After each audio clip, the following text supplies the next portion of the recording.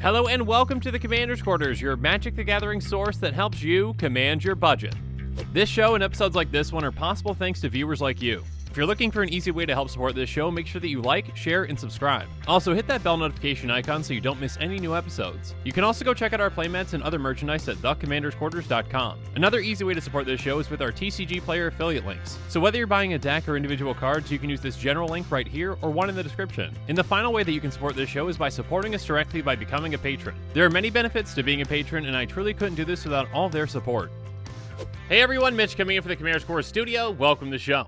So some really big news this morning. Kaldheim Commander Precons are pretty much 100% confirmed, although I guess not 100% because they're not officially confirmed. But on Reddit this morning, there was a post that showed off basically the images of the Precons, and with that, we actually have somewhat blurry images of the commanders from those Precons as well, with Ranar the Ever-Watchful and Larhril, Blade of the Elves. Sorry if I'm saying those wrong or incorrectly. But yeah, those are the potential commanders that we have for the upcoming set for Kaldheim for their Precons. So what I'm going to do is I'm going to talk about what information we have about those commanders at this point. I just want to make a note that the wording on these cards is not officially confirmed. Nor are these images, again, officially confirmed. And the mock-ups that I have in here aren't actually using the actual art either, so take everything with a grain of salt. This is not, obviously 100% official, but this is the best we've got for right now to work on. So I'm going to go through these potential commanders and talk about kind of what mechanics they're using, and then how, maybe you would start to build around those commanders, once they are officially confirmed. And we have the actual wording and obviously the art as well.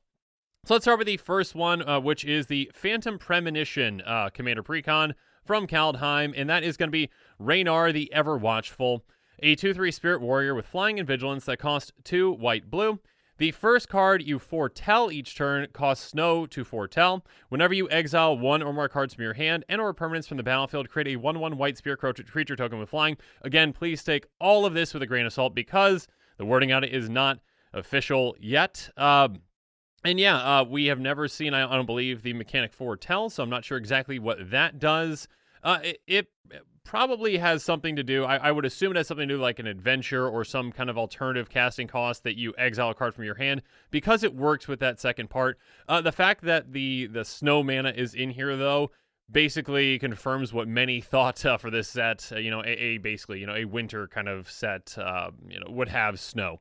Snow basics, snow mountains, snow islands, all of them essentially. So yeah, that pretty much to me confirms that snow is definitely going to be a thing.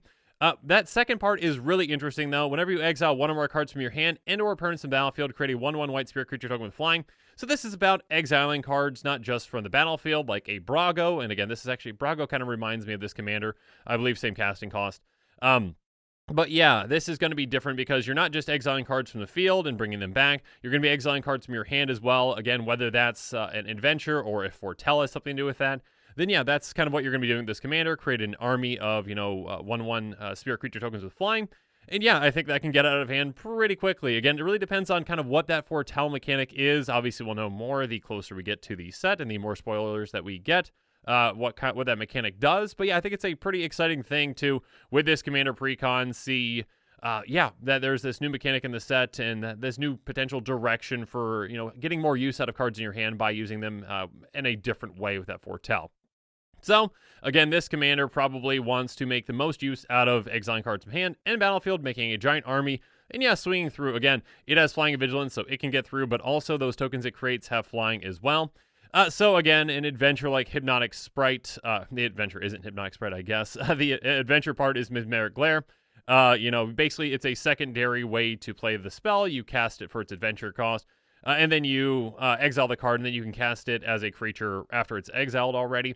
So yeah, that is a way to exile a card and get extra value out of it. Again, you basically get, on top of countering that spell with converted mana cost 3 or less, you're also getting a token out of that as well. Suspend is another way to kind of get a benefit off of this commander. Riftwing Cloudskate's an example. That's to spend 3 for 1 and a blue. So instead of casting it, you can exile it by paying that cost, and then basically exile it and put 3 counters on it, time counters on it, and then you remove those, and eventually you get to cast it essentially for a free cost later. So it's a reduced cost now. You have to wait a couple turns and you get it later. But again, when you do suspend it, you are getting that creature token as well. And then, of course, you can use things like Intangible Virtue to give creature tokens you control +1/+1 in Vigilance. Again, there's going to be plenty of kind of anthem effects that you can use to make those creature tokens that you're making even bigger and deadlier. And yeah, then every single time that you either exile a creature from the board with something like maybe an Ephemerate or some kind of a blink spell, or you again, exile something from your hand from Adventure, Suspend, or again, Foretell, if that is something that works with that, then you're going to be able to make bigger and bigger tokens to, take over the game and win.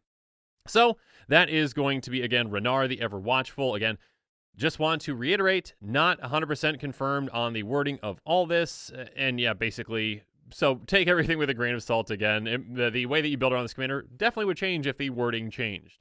Let's move on to the next one, though, with Larhril, Blade of the Elves. Again, my apologies if I misspeaking on the name.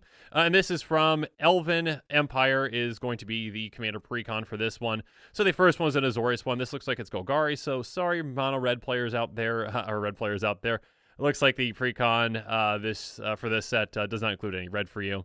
But yeah, Larhril, oh goodness, Blade of the Elves, a 2/3 Elf Noble with Menace that costs 2 black-green. Whenever she deals combat damage to a player, create that many 1/1 green elf creature tokens.